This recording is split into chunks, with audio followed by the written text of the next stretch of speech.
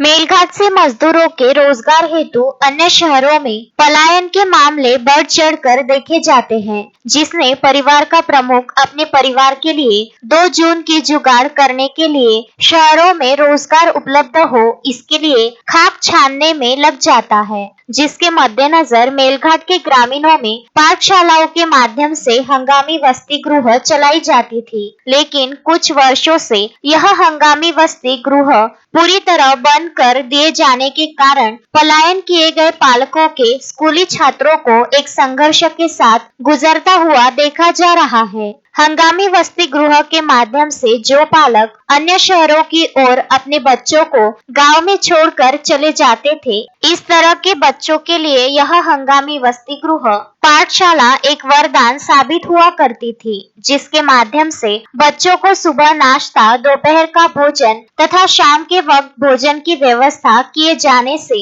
यहाँ शिक्षा लेने वाले छात्रों के लिए योजना बेहतर साबित होती थी। किंतु कुछ हंगामी शालाओं में करप्शन किए जाने के कारण यह हंगामी वसति गृह बंद कर स्कूली छात्रों के मुंह से निवाला छीना गया है। अब फिर दीपावली पर्व की छुट्टियों के बाद से स्कूल सत्र की शुरुआत हो गई। वही रोजगार के लिए पलायन के मामले भी बढ़ चढ़ कर देखे जा रहे हैं। अब यदि इस वर्ष मजदूरों का ग्रामीणों से पलायन हुआ तो ऐसे ग्रामीणों में हंगामी वसति गृह पाठशालाओं को शुरू किए जाने की मांग पालक वर्गों द्वारा किए जा रही है। कुछ वर्षों पहले दिसंबर माह से ही यहाँ की पाठशालाओं में हंगामी वसति गृह का शुभारंभ किया जाता था, जिसमें पलायन किए गए परिवारों के बच्चों को भोजन की व्यवस्था की जाती थी, जिससे गरीब परिवारों के बच्चों को शिक्षा के साथ 2 वक्त पेट भर भोजन प्राप्त होता था।